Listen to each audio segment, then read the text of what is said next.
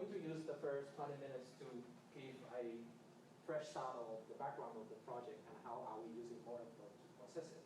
I left a few questions at the very end for you to try to answer, which is part of the tutorial today. And then from then onwards, you can either work on this project or working on the big project, and feel free to answer all the questions. How many of you have been to the River Marylands?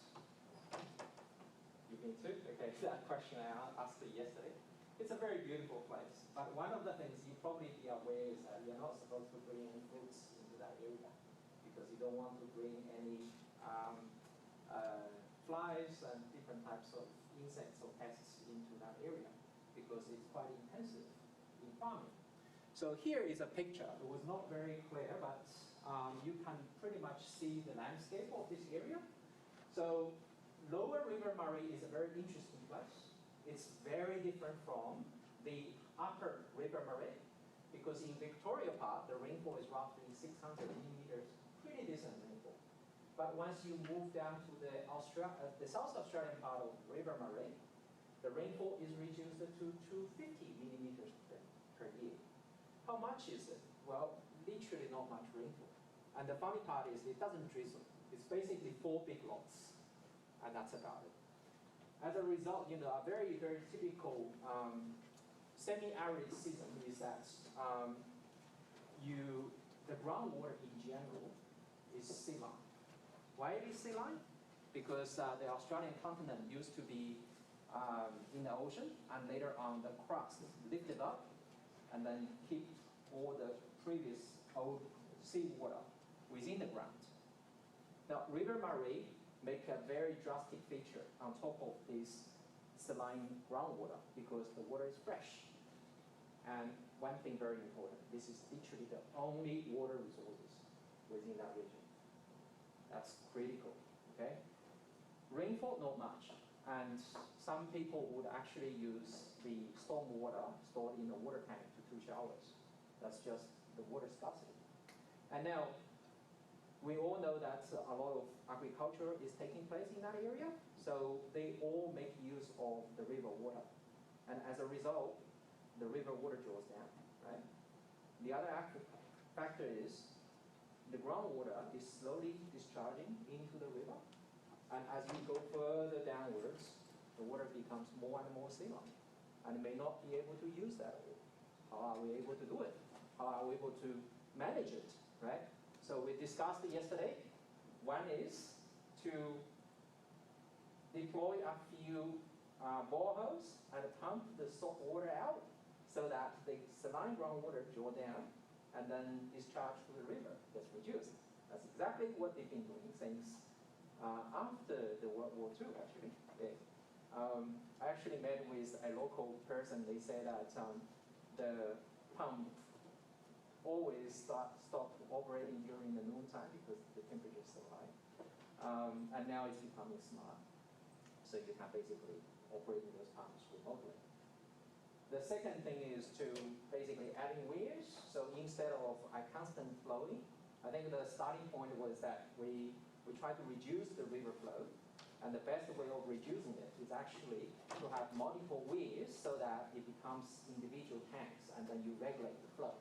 And that's the effective way to be able to at least ensure the river is persistently here, right?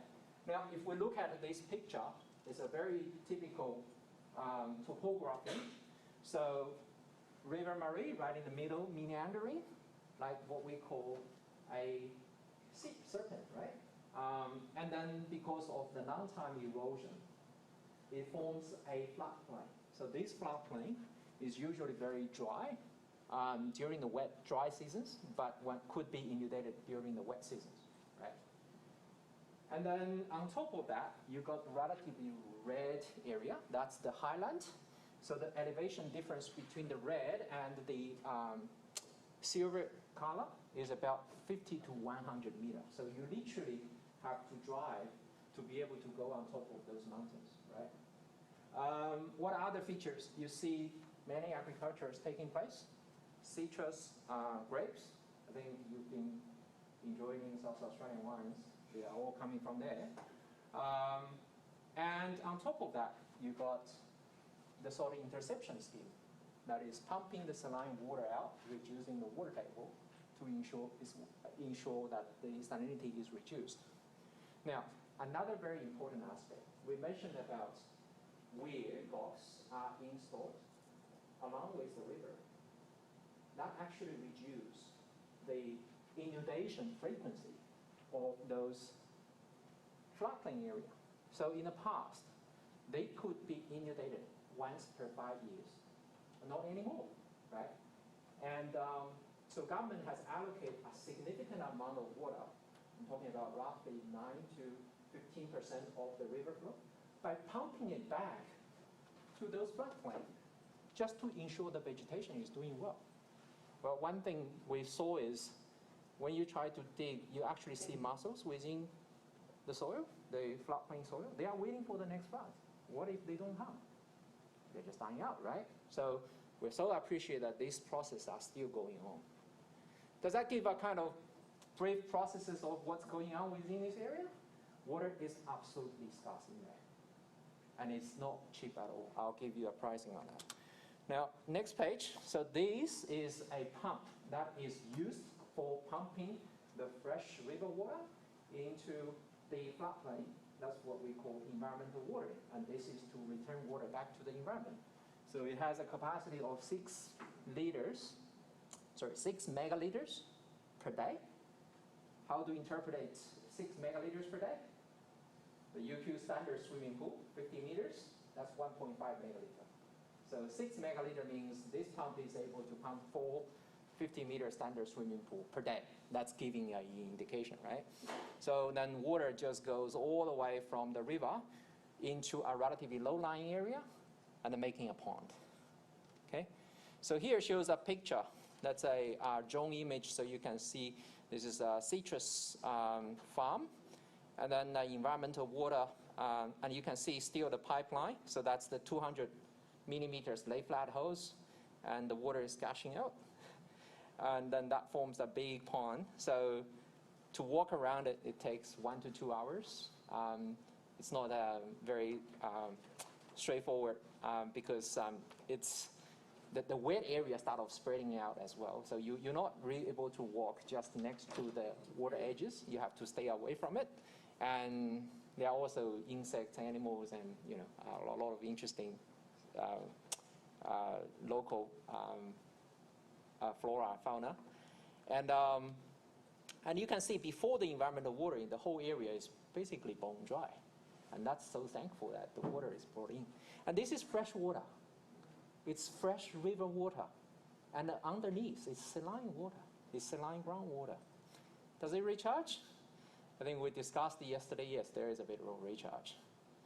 And what would be the side effects of that? So the fresh water recharge into the saline groundwater, slightly lifted up, then you could potentially have more salt discharge back to the river. So yes, you try to do something to improve the environment, but in the meantime, you realize that it actually adds the salt load to the river back as well. So, so there is a trade-off between the two. And then you see, as a result of environmental watering plus heavy rainfall, the vegetation grows pretty well, right? Now, showing another photo. So this is the photo that the area has been inundated for a prolonged time. So these are sniffweed. This is a aquatic species start of rising up. So, and that local ecosystem is slightly changed as a result of the ponding effects. And here is a picture shown during the 2022 to 2023 floods. I think everyone heard some news that some towns been inundated. And here is basically where the small environmental watering pond is located. And here is basically the river Murray. You can see where it is, but the whole area is inundated. I might quickly ask you a question. Once the whole area is inundated, will the saline groundwater be able to flush back to the river at this point of time? Give me an answer, yes or no. You say yes? Yes, because?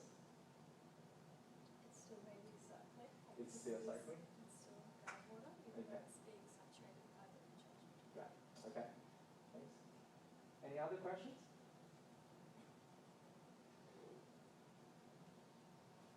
Yes, the answer is yes. Everyone is happy with a yes? The pressure would be like the same in all directions, so it wouldn't push the water out of the groundwater table. Okay, so your answer is that. Yeah, okay. Any different? Well, so from the monitoring that we've done, we find that the groundwater table, the groundwater head pressure is the same as surface water. And as a result, there's no head difference at all. So if there is no head difference, there will be no flow.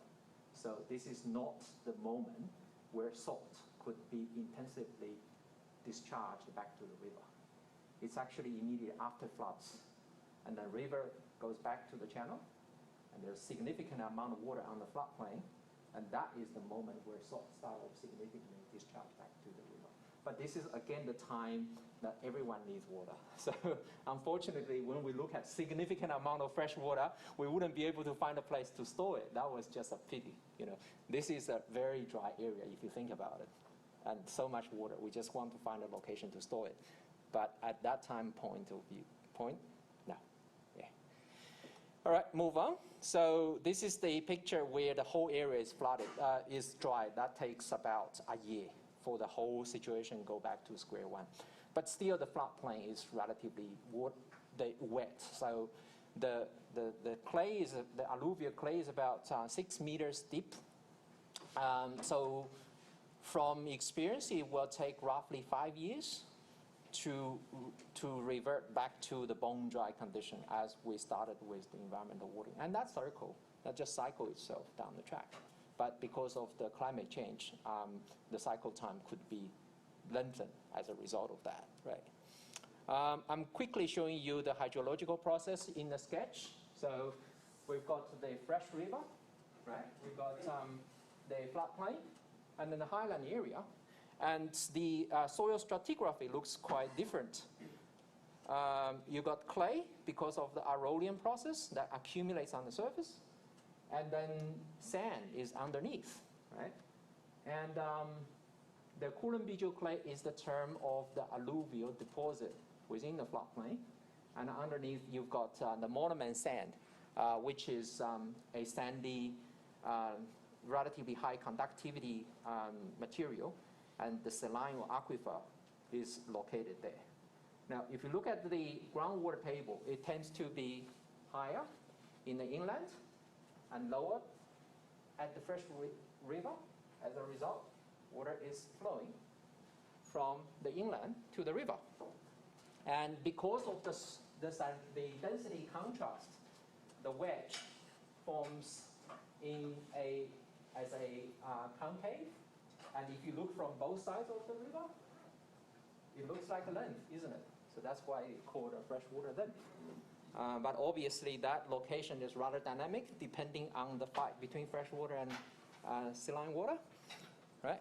Now, because, that's the head difference that caused the salt discharge.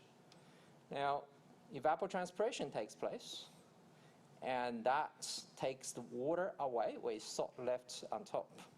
This is also a kind of accumulation processes which could potentially put stress on the vegetations on top, right? And environmental water is by pump those waters back into the floodplain, which forms a pond, and that evaporates as well, and it also causes infiltration back into the fresh river, fresh aquifer. Irrigation causes recharge back down to the highland area, and over time, they will also cause recharge, right?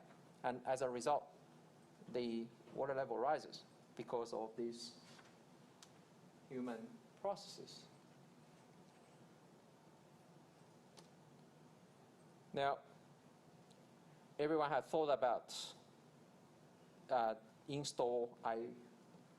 this is just keep flickering. Let's look at this one. install a borehole, and that pumps the saline water out. But it has to be discharged to somewhere. You're not supposed to just dump it here because it doesn't go back, isn't it? So what does the infrastructure look like? You will be impressed. So that causes a... Now, this is the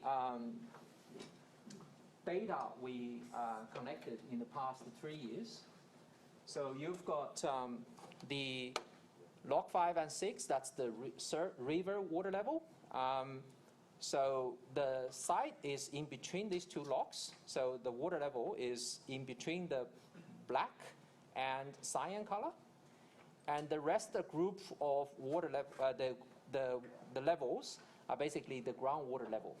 So you can see that during the flood, which is before 2023, the surface river water level and the groundwater level is almost the same.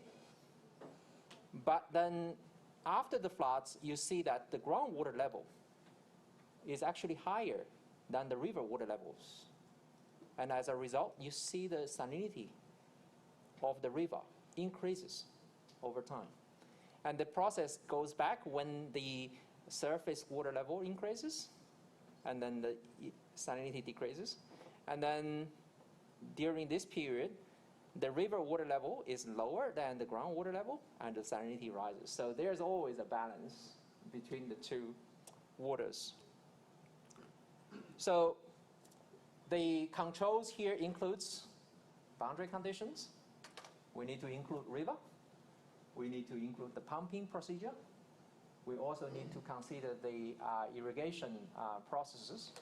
And finally is the artificial watering that needs to be considered. So this is what the salt interception pump looks like. So the pump, the borehole is about 50 to 100 meters deep. You know, this is going to be very costly. So we talked about roughly these days, drill to a depth of 1 meter will cost $1,000. Yeah. So 100, you can calculate how much is it.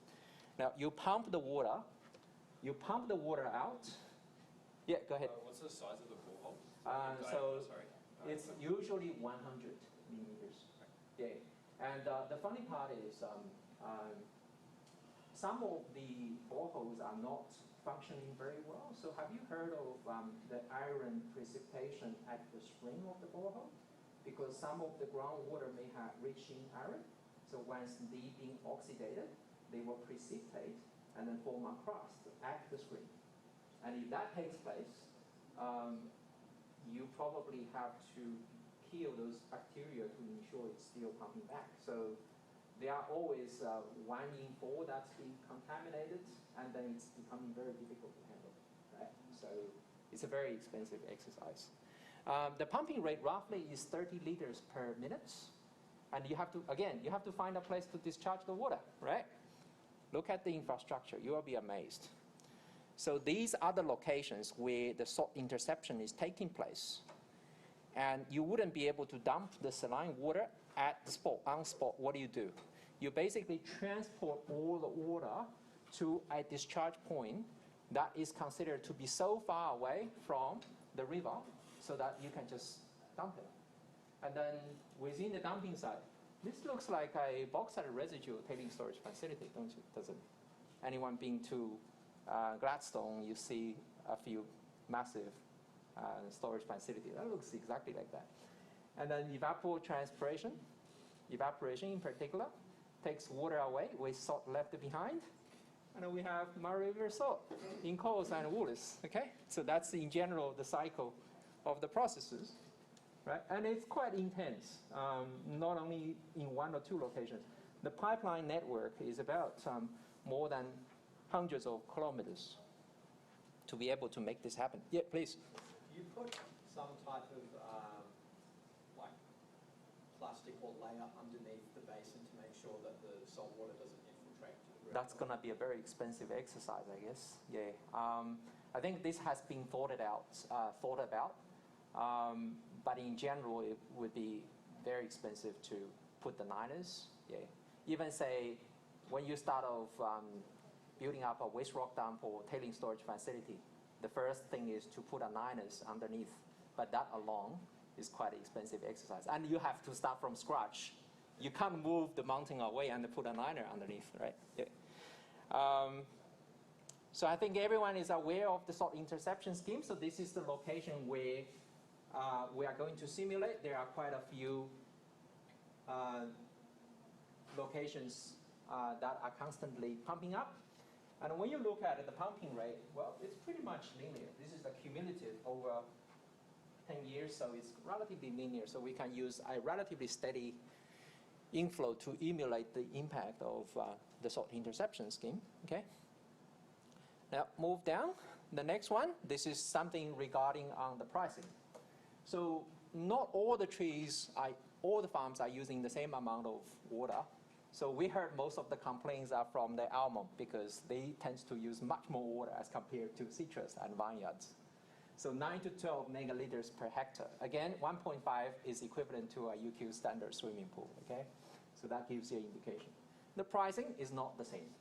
So if you still remember 2007, there was a big drought where you have to finish your shower within 5 minutes. The pricing is about $1,500 back in that time to purchase 1 megaliters of water. But immediately after floods in 2023, it's pretty much like 150. You use as much as you can. Everyone wants to give the water to you. So the price is subjected to change, right? Now that's the environmental watering picture. So you see the water coming out from the pipeline, and specific amount, roughly 9 to 50% of the overall river amount is returning back to the nature, which is fantastic.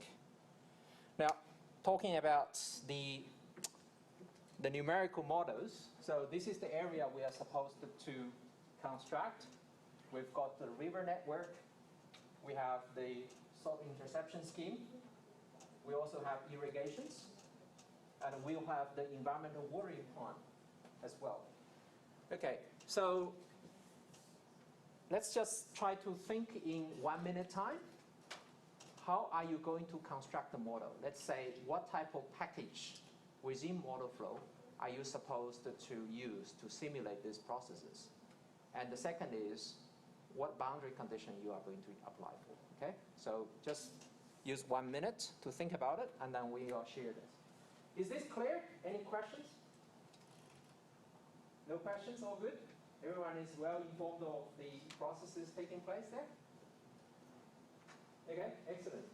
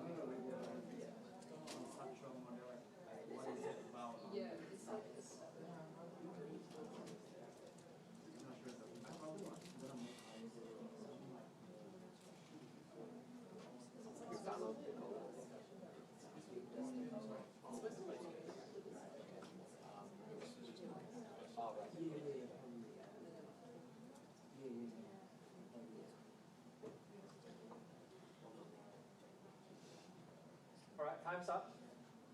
So can anyone raise up your hands and give me the answer on how you deal with these processes and how the boundary condition is going to be reflected? Give it a try. There's no wrong answers.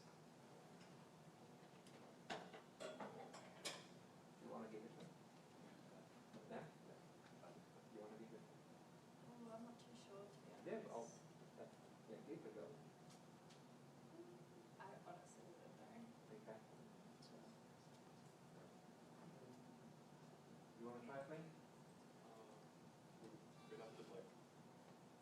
the like infiltration rate and Infiltration to, from, or from like the irrigation. irrigations? Okay. Artificial watering. Okay. That's the two. What type of package are you supposed to use? Isn't there like an infiltration package in floodplain? It's recharge package. You can use that. Yeah. Any others?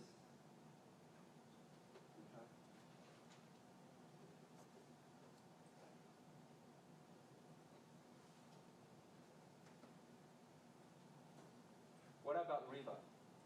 How would you consider the river? We thought we might apply that steady state To the river. That's actually a good point. So river water level is subject to change, but during a relatively short time period, we could actually apply a constant river water level. That is basically extracting groundwater from the groundwater to the river. Yeah, that's a good point. We haven't touched base on a few things. You want to give it a try?